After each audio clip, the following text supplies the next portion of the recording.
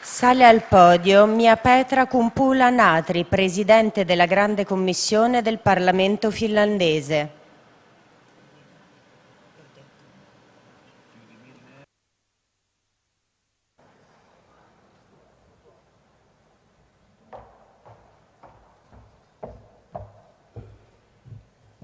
Dear friends, I'm very happy to be here in Italy from Finland. I think these unpredictable times we are living shows the importance of the cooperation inside the Union and for the united European Union. I'm very happy that in these few moments I had the opportunity to face-to-face to talk to some of you. So many of you had linkages to Finnish business. This is what I am very happy to learn and hope for the fruitful future in our business times as well. But as the unpredictable times they have been in the economy and now also after the Ukraine, I think our cooperation is needed. But I'm very happy also that you stress the capacity of the human in the building the growth for Europe, and I'm very happy that I can take part in this discussion about the role of the challenges in Europe, what role of the education has in that one. So I have been asked to talk a little about the challenges that I see the Europe is facing and the way in which Europe as a whole could respond to these challenges. I leave the assessment of the Italian agenda to the next speaker, the esteemed Minister Giannini, who is going to then do the next intervention. The success of the European education system is a key issue for the entire future of the continent, as has been reaffirmed time and time again by European leaders of all levels and in all countries. We all know that the rise into prominence of the European nations, a strong and continuous economic growth that Europe has enjoyed for more than a century, and the total social transformation of the continent has been to a significant degree based on the ever-rising level of European science and education. In a historically short time, 2 centuries, we have come from largely agricultural societies to post-industrial societies. Much of that change has happened after a traumatic experience of 2 world wars, and pace of change has been ever accelerated. This transformation has risen from our rising levels of education. We have transformed our education systems to achieve ever higher levels of expertise, and the rising level of education has transformed the economy and affected everything that is produced, sold and consumed. We know that the pace of change is hardly unlikely to slow.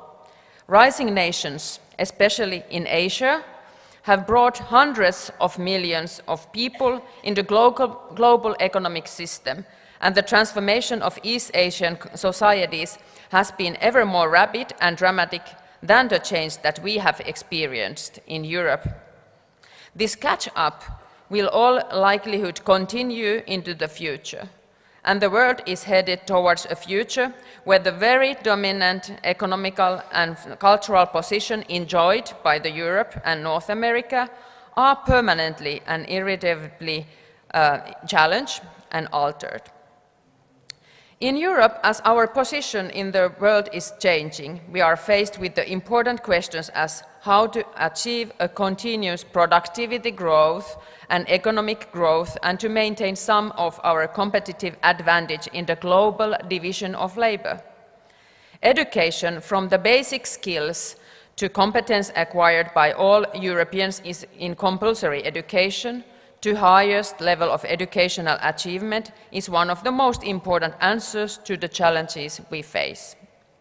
Thus, I wish to say a few words about the situation we find ourselves in Europe in the field of education, and what are the challenges that we face in the field of education. We all know that in Europe, digitalization of a society is coming, and it's coming and affecting the schools as well. The discussions about the schooling are increasingly aware that the fact your schools also must adapt to the changing society.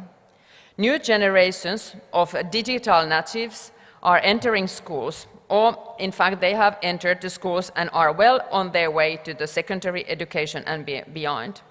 I must say that at home I have a boy of 5 years old who cannot read, but can easily play with computers and go on with the iPad and without knowing the reading. Schools, however, have in many countries been rather obvious in this fact and have continued to teach the students in much the same way that they have been taught decades ago. Of course, we have seen much progress in the use of new technology in schools, and many of the fears related to this matter are exaggerated. But we can, with great confidence, say that this change is far from over, and that the new technologies are going to make possible many things, education that were not possible before, and that can strengthen schools as educators of new independently, critically and creatively thinking generations. As important as these technological changes are, and as much as they are discussed, I'm not going deeper to that discussion here and today. I wish to speak about how to make our whole societies work better, to get the economic growth, how education and social capital are vital to the future of the whole continent. I focus my attention to the two issues that are important for the whole of Europe when we try to navigate our way to ever more prosperous future. These issues are raising the level of educational achievement, so what we invest, how much we can get out, and the question of equality of opportunity in the field of education. These issues should not be treated as separate issues, and they are intimately linked to each other, as we shall see. First of all, I wish to say something about the higher education. The share of the population entering and completing higher education has been rising in all developed nations after the Second World War, and from 1990, the rise has accelerated. It seems that the knowledge economy has grown ever hungrier for educated workforce. And despite the ever-rising level of education, the economic benefit that education produces for individuals too have not been diminished. On the contrary, it seems that the skills bias in the change of labor market has resulted in higher education producing ever-rising returns. On the other hand, the spectrum of groups with lower levels of education, especially those with no education above a compulsory schooling, have experienced a labor market that is getting tighter by the time. Europeans, this gives us some reasons for concern. From the Lisbon objectives, where we mentioned the competitive Europe, we have tried to raise the share of young people that take part in the tertiary education and become the most competitive and dynamic knowledge-based economy in the world. Now I could have the picture one. Is it there? Is there a picture? I was told that everything, there should be a picture now, but if there's not? No? Okay. So there's no picture. I tried to make a few complicated drafts by saying then. Sorry for that. So I had picture one, which shows the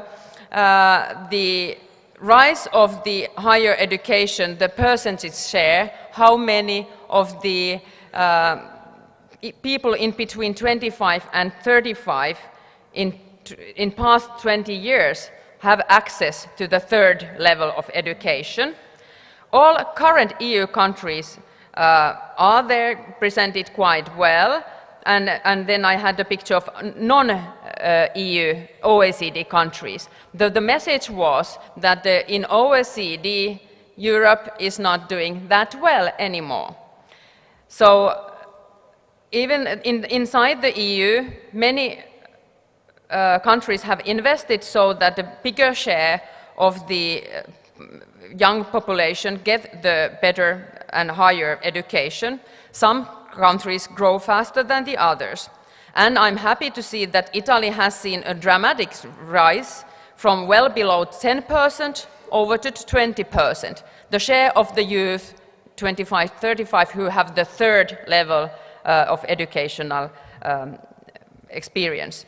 So in Italy, the figures were from below 10 to over 20%, so the trend is good and going for the good direction. In Finland, that has risen too from the higher level, but it's slowly nowadays. So we had 20 years ago 32%, and now we have a figure in 39%. So we are heading even higher, and then we are also wanting to invest more, but the growth has been slower than we wanted to politically do. But then in the figure, we also had the other OECD countries outside of EU. Among all those curves, European countries were not doing that well. The highest achievers are well below the levels of achievements in South Korea, Japan and Canada that hold the top 3 places. So Europe is lacking behind.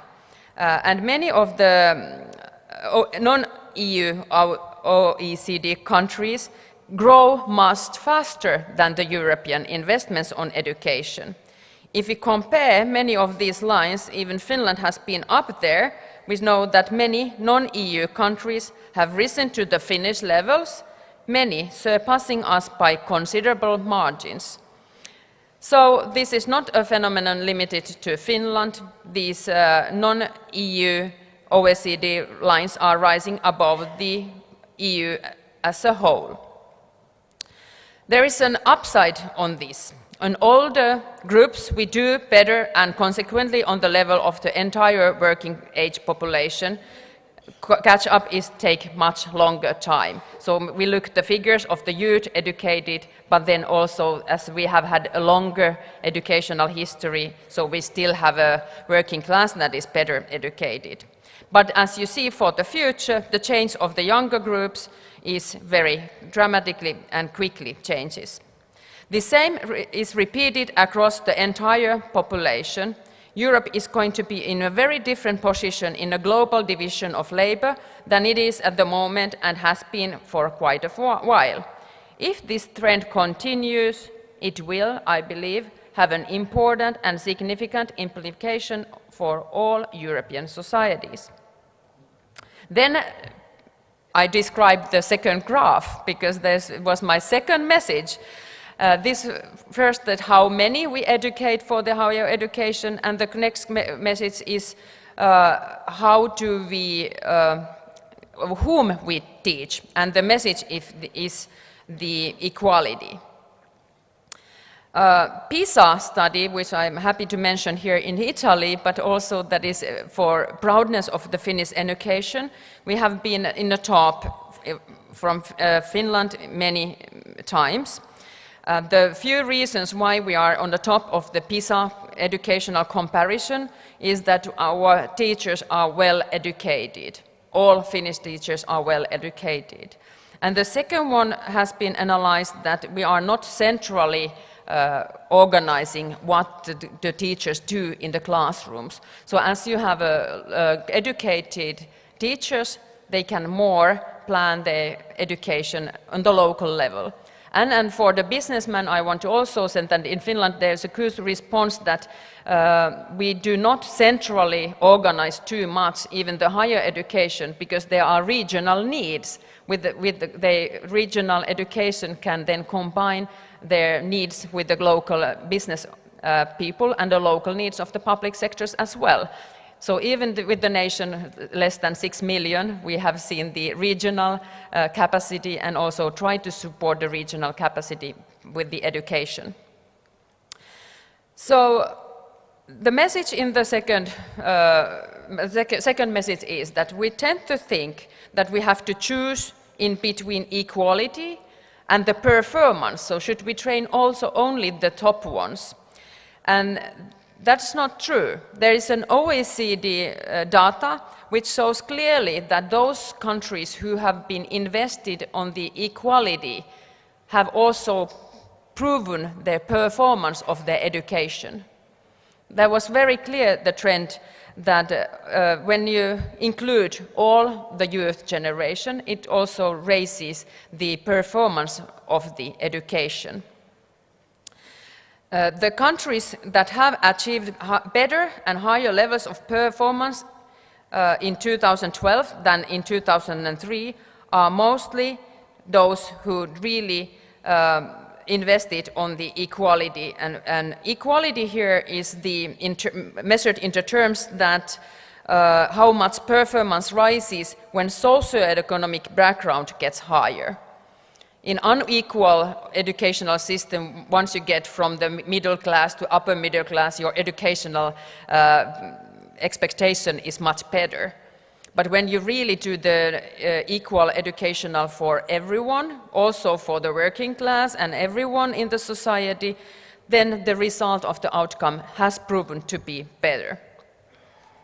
In that chart, Italy and Finland was compared as well. And Italy has seen inequality slightly diminished and marked improved in performance. And Finland, on the other hand, has seen significant deterioration on both. So we have been lacking some of our equality in the Finnish education, and then we also saw that in the deterioration in the performance of what we have done.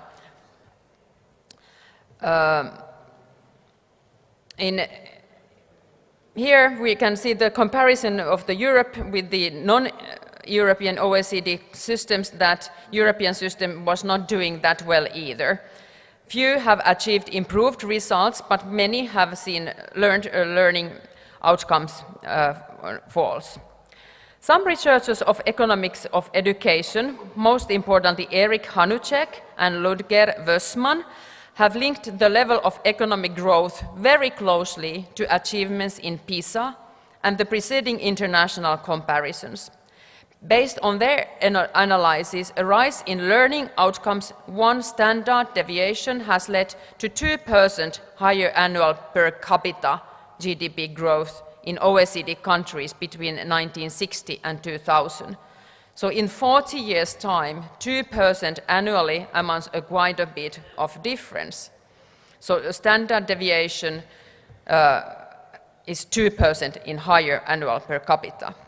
This really shows that educational is an investment.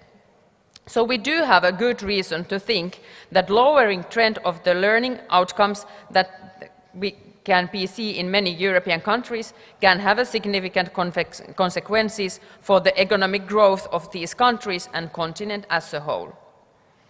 The PISA results indicate that improvements in equality are intimately linked to improvements in performance. It itself, this is a very welcomed result in many respects. It shows that we do not have to choose between equality in education and the achievements of higher results that has been sometimes feared. There does not appear a trade-off between equality and achievement, but rather a positive relationship where improvements in one are related in improvements in other. This equality has been the traditional thinking in Finland educational policies in 1970s. The comprehensive school reform then was built around an idea of educational equality that would allow all children from all backgrounds to achieve their full potential in education. And it seems that this was a recipe that led to Finnish success in PISA and the foreign experts to visit on Finland. And now actually I see there is a trend. Now please put the next picture, I will show them very quickly to you. This is number one, then slide number 2.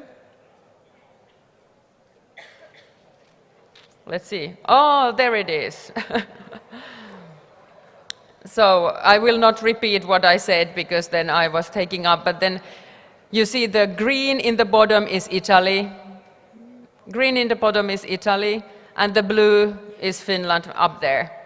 We are high there, but you are coming faster, and then we see that those red ones are the Asian countries. They do have a very big share of the third level education that they include their youth. And then the third picture, and this is PISA mathematics, and it takes a while to see where it is. But if you look, there is only 3 countries in up and right. This is they improved only the performance, but did not prove the equality. But if you look at the countries they proved to equality, goes to the left. So there are more countries who improved the equality, so inequality negative, they proved the performance. And if you